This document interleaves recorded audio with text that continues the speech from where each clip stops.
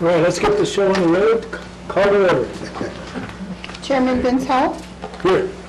Commissioner David Olivari Jr., Commissioner Barbara Casey, Here. Commissioner Amber Davis, Commissioner David Romero. Here. Thank you, Commissioner. We have a quorum. Thank you. And I'd like to do the Pledge of Allegiance. I pledge allegiance to the flag of the United States of America and to the republic for which it stands, one nation, under God, indivisible, with liberty and justice for all. Councilor Casey, can you give us a moment of silence, please? Thank you, Mr. Mayor. Tonight I ask that everyone pray for my family, the Perea family. My niece, Paulina Perea, passed away in Albuquerque.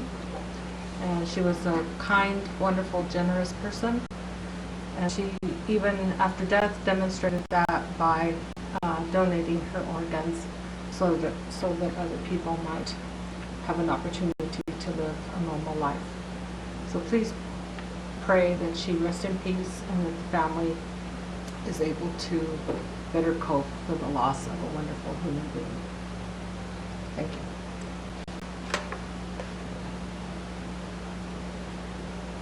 Thank you.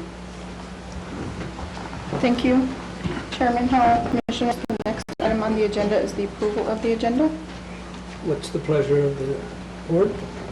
Mr. Chairman, I move approval of the agenda as presented. Second. We have a motion and second. Roll call. Commissioner Casey, Yes. Commissioner Romero, Yes. Commissioner Olivari. Yes. I have a motion by Commissioner Casey, a second by Commissioner Olivari. Thank you, Chairman Howell. Motion carries. Thank you. The next item on the agenda is the approval of the minutes from January the 15th, 2020. Need a motion? Mr. Chairman, I move that we approve the minutes with minor corrections that were sent in. Second. Roll call. Commissioner Olivari, Yes. Commissioner Casey, Yes. Commissioner Romero. Yes. I have a motion by Commissioner Casey, a second by Commissioner Olivari. Thank you, Chairman Howell. Motion carries. Thank you. The next item on the agenda is public input. We do not have anybody signed up for public input at this time. The next item on the agenda is the presentation, the Housing Authority Finance Report by our financial specialist, Natasha Martinez. Chairman Howell, Commissioners, in front of you guys tonight, you have the finance report through January 31st, 2020. I would like to apologize right away. Column F on the expenditures should say available balance for fiscal year 2020. I do apologize, that is a typographical error, but the numbers are accurate. So I would just like to apologize in advance for that. Now to go on with the revenues. Dwelling rent, we are at 55%. Our budgeted was $326,667. Year-to-date billed has been $310,213. For operating subsidy, we are above what we were expecting because we're at 67%, which our actual accrual is $445,314, where we had budgeted $385,000. Our other income is slightly above. It does seem like a big difference on the percentage side, but when you look at the numbers, it's about $1,000. So our housing other income expected or budgeted is $9,567, and our actual billed out other income is $10,588. Our transfers in, these are transfers in from, we haven't received the transfer in just yet from our capital fund, so the only transfer in here is from the general fund. So our transfer in is at $8,747, so we're at 7%. As soon as we get that transfer from our capital funds, and that's our budgeted annual capital fund, we get to get 20% of that in. As soon as that's dropped down, then that amount will go up. For our expenditure side, our employee expenses are at 55% with an available balance of $295,010, and our operating expense is at a balance of $579,789. Our sorry. And so our total expenditures are at 42% of our total budget for the year. Thank you. We stand for questions. Councilor Romero? Yes, I had a question as far as, I know we made the payment from our repayment agreement, the 150,000. So I went back, let me pull this up. Shouldn't it, and maybe I'm wrong, but shouldn't it, on the transfers in, right now there's 8,747? Shouldn't, and I've gone back till, it was November, we made that payment in December, right? 150,000? For the repayment agreement for housing? No, I don't think it's Well, I've gone back, but shouldn't that 150 come into that line item and then paid out, or how does that? I don't think that we've done it, I'm sorry, Counselor. I believe that the town was closing all of those up, and I believe it was done now in February, the full 150,000. Which would have left us with a balance of 90,000 over in the, according to the resolution, we were supposed to be at 90,132. Yeah. Don't we transfer that 150 into this line item, or am I wrong in that? It should go into that line item, yes. Yes. Yes, and she'll update her records once she receives the full dollar amount of 150,000, but that'll be coming in, if I'm not mistaken, it was in February, so it'll reflect next month. Okay. And that doesn't put us in a predicament that it should have already, or because the payment was made, or? The payment was made now in February, and so that brings us up to compliance, and it leaves us a balance of the $90,407,000. And I guess my question is the process. Should it have done the transfer first and then the check, or? We don't do a check, we just do the cash Oh, yeah, transfer. I know. Yes. So- And that was approved by Mayor and Council at the beginning. It'll just, if it goes into that line, my budget line is at 124,000, so I think it'll just be over by that amount, so it'll be, we'll just have to do a budget adjustment resolution to increase that budget line item on both general fund side and on our side to reflect that 150,000. So my question still is, should the bar have been done before, or?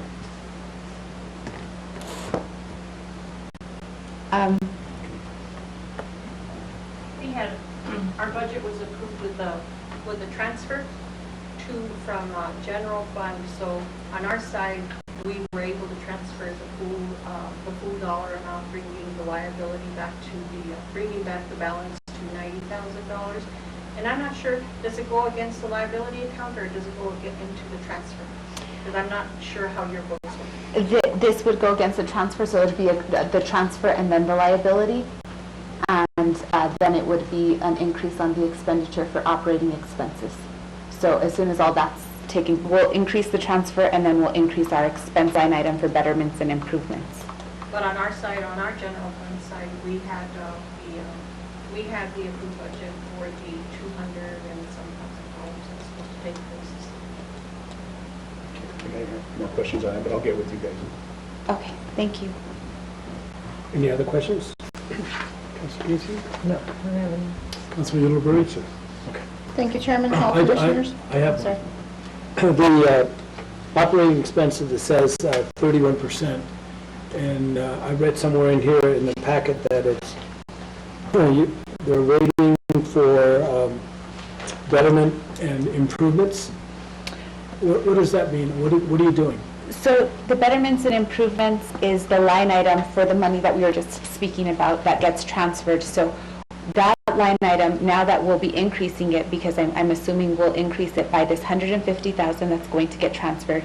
And then we'll also have to do an increase for any other additional monies that have came through that, were part of that repayment agreement. So basically, we have to balance our betterments and improvements with the amount of money that has been transferred from operations to us, so that that line item balances to the amount of money that operations has paid the housing authority. So general fund operations has paid the housing authority, and that amount is the money that we use to rehabilitate those units. Okay. that are in sense right now ran down or boarded up. Thank you. Thank you, Chairman Howell, Next. Commissioners. The next item on the agenda is the Housing Director's Monthly Report. I'm reporting for the month of January. There were 5 units that were prepared by maintenance staff for move-ins. There were 3 move-outs in the month of January. So maintenance is always continuing to focus on the unit turnarounds, but also handles emergencies regarding furnace plumbing issues as they occur. They're also doing snow removal. I know right now there's not snow, but for our disabled and elderly residents. So they are keeping up with that as much as possible also. Our waiting list manager is still continuing to accept applications. Our waiting list has gone up a little bit. We have 80 applicants currently on our waiting list. On the 0 to 1, there are 56. Of course, that is always our highest, our largest waiting list for the 1-bedrooms. The 2-bedroom, we have 12 families. The 3-bedroom, we have 10. The 4-bedroom, we have 1 family. And the 5-bedroom, now we do have somebody on that waiting list. We have 1 person on, or 1 family on our 5-bedroom waiting list at this time. The housing managers recertified 21 families for lease renewal and completed 5 new move-in orientations.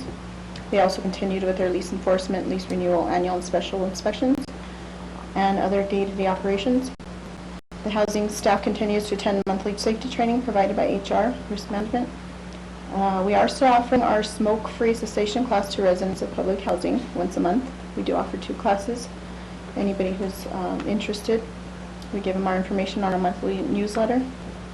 Housing staff, as well as 2 of our commissioners attended, and the purchasing officer, I believe, Ms. Helen Behill, attended a procurement training in Albuquerque yesterday and today, and it was very informative. I believe the commissioners will agree with that. It was very informative. And the Housing Authority will be having our public meeting and resident advisory board meeting on March 25th, 2020 at 3 p.m. at the Housing Office. There will be a public meeting and the RAB meeting, which is the Resident Advisory Board, to discuss the agency plan and the 5-year action plan. Okay. And we currently we have 3 pending evictions. And I had wanted to thank the state police at the last meeting, but it was I didn't have too much time. So in the month of December, we had the New Mexico State Police organized a holiday celebration for some of the residents of housing. They provided a dinner and gifts to several families and elderly families in residents, and it was very good turnout. And I would eventually like to bring the state police officers that organized that to one of our meetings to publicly thank them, but I wanted to thank them at least right now. It's been a That would little be nice. hectic, but that is all I have for my director's report. Any questions? No questions. Oh, Councilor Casey? So for the units that are vacant for a month, what kind of money do we lose when they're vacant? Commissioner Casey, I'm going to let Natasha, she's more informed as far as the unit per month. So it's actually on a formula based, each month that a unit is vacant and not under modernization status or any other special circumstances, it goes against us in the end of year calculation. So we have so many unit months available, and then we have our per unit month housed. So we take that as a calculation. So when they calculate that amount, then we get our occupancy. As far as our FAS score goes, if that occupancy goes lower, then we get a poor management score. So the management score, I know we've talked about that before in the past. Our management score has been low due to our occupancy, and that's both on the capital fund side and then on the management side. That directly affects our funding, because if it's not above that 96%, then our funds do get, we just don't qualify for as much. And then for operating subsidy, we get funded 2 years in arrears. So we get kind of penalized in 2 years from now for the houses that are vacant right now. So, and this is taken into account as well, all of those units that are boarded up that are considered vacant right now against us, as well as, I don't know how they're calculating it anymore as far as the per unit month, if they're giving us the credit for the ineligibly sold, or if they have taken those back and they're counting those against us now as well. So on our ACC, I think it's 283 units, and we have 251 that are housable. So we get that hit every month. And so the vacancies that you guys see on these reports, those are vacancies that we have somewhat control of as far as move-outs and move-ins go. But honestly speaking, and being as transparent as possible, without getting more units online, that percentage will never go up, because our per unit month will never get and exceed our total available unit months, or meet it at least to that 96%. So yes, they do count against us, but not as drastic as the ones that we need to rehabilitate and at least get back online. Because at least once we start the rehab process, we can put them on modernization, and once they're on modernization, they'll at least get those credited months while we're working on them. Thank you. My other question is on the housing maintenance. We have number of non-emergency work orders issued, 76 for January, and then number of non-emergency work orders completed, and that's blank. Does that mean that none of the work orders were completed, or was that just left out by mistake, or what happened there? Chairman Hall, Commissioners, that was a mistake, I'm sorry. It was, I was closing work orders the same day I was turning this in, so I did mean to fill that in. Next month I will have that number in there. And as I've mentioned before, that number always changes, so it's kind of never going to show an exact number. But I will have that number in for January next month, along with February's. Okay, so then on that same line, work orders issued for for December were 64, and now they're at 76. Chairman, Are those different, or are part of the 70s, are the 64 included in the 76? Chairman, Commissioners, no, that is how many were created So in the that's month new- of, yes, new 76 work orders were created in the month of January. Okay, so you wouldn't add the 64 to the 76? I would, but some of them have been closed in between. That's why I say it's really hard to give an exact number of what's still open, what's closed. Some work orders, they close right away. Some work orders take a little bit longer. And in the meantime, they're creating more work orders every month for inspections that the housing managers do. They create inspections. They create, work orders, so then there's more work orders on top. So it's kind of rolls, and there's just not really an exact number. Thank you. Councilor Morales? Commissioners report. Councilor Uribe, you have any other questions? No, sir. I just have one question. In the application in process, how long does that take? Because we're wanting to fill our rooms, right? Our homes. The applications, Chairman, Commissioners, the applications in process just means that the waiting list manager has now received notification from the maintenance that a unit is going to become available at that time. She starts contacting the applicant that's next on the waiting list to prepare them, get them ready, tell them what they have to pay as far as deposits and with utilities. So that's in the process. Once the unit becomes available, they have 3 days to accept or reject the unit. Within those 3 days, they are usually moved into the unit. Okay, so we have, let's see, total vacant units 7. Chairman, Commissioners, again, that number always changes. Changes. 7 is not the same units that were vacant last month, except for possibly 1 or 2, because one of the units that is included in this number 7 has to be abated due to an issue that we had for an eviction. That unit still needs to be abated. So that is one of the units that has been vacant for a while. But the units are usually always a different unit, like it shows the number of people that moved out. So it just fluctuates, it changes all the time. Okay, thank you. Next, Commissioners' reports. Start with Councilor Romero? I have a couple concerns. I know it's been brought up, 2517 and 2519 Church Street sewage backup. And I think they're cleaning that with the snake, but I think there's more because it's constantly happening. Can you look at that pipe to see? Chairman, Commissioners, I know that we have had some issues there, and we have had our plumber go, and I will have to get an update on that tomorrow, because I am not sure if it's plugged again, but I thought it was, was it? Okay. So I will check on that tomorrow if you want to give us a call, or the lieutenant wants to call us, and make sure that we get that taken care of, because we have had some issues with that address for some reason. Okay, thank you.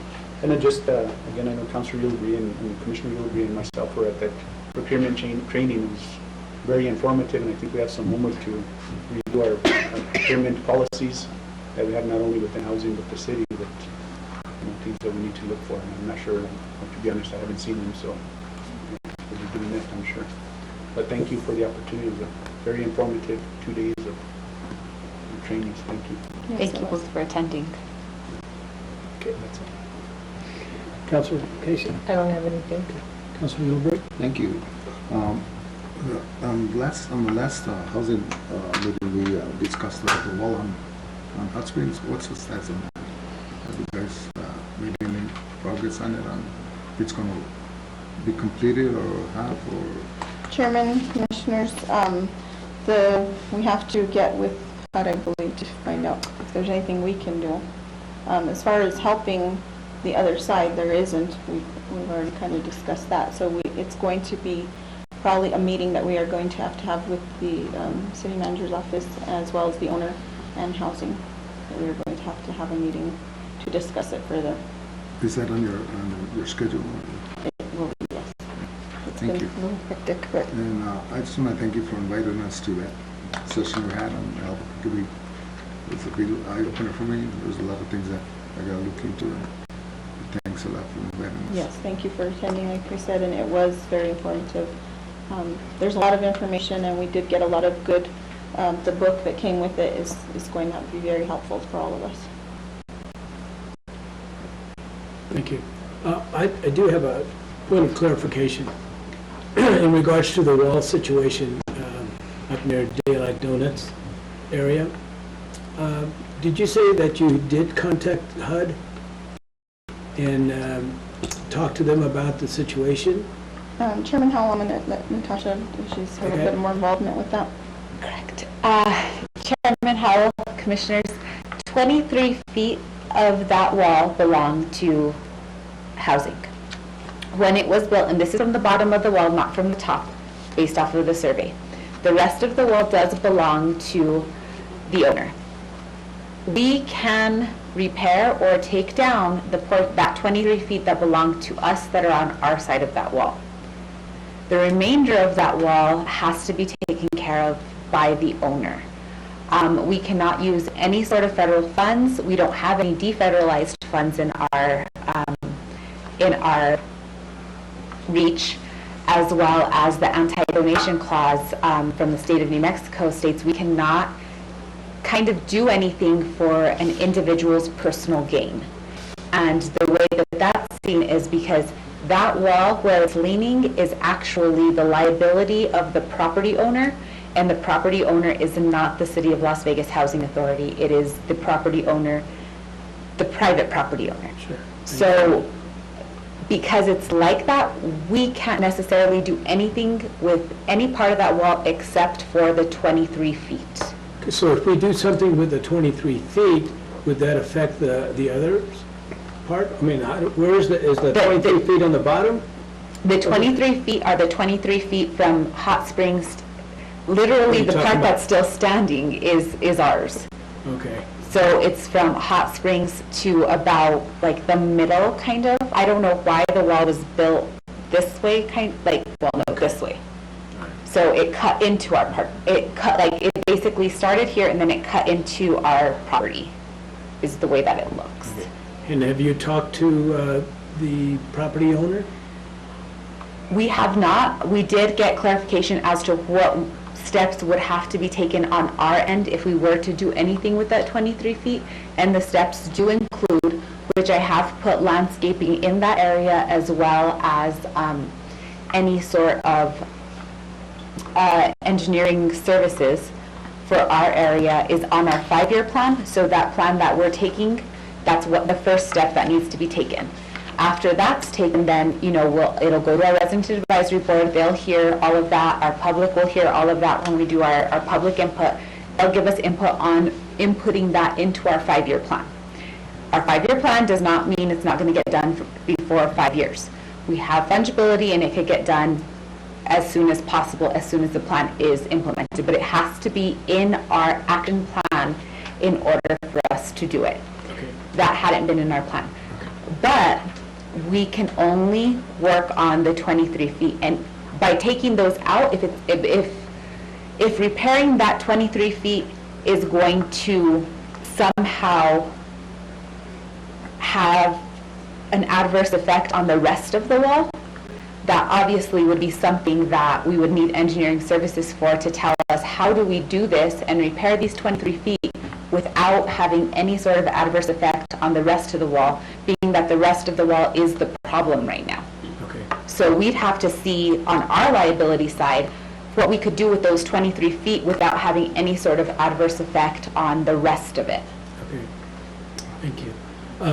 Ms. Anne Marie, can we get a scheduled meeting with the property owner and Ms. Padilla or Ms. Natasha to meet, and also with Councilor Ulibarri, so we can have this discussion and so everybody will be informed of what needs to happen.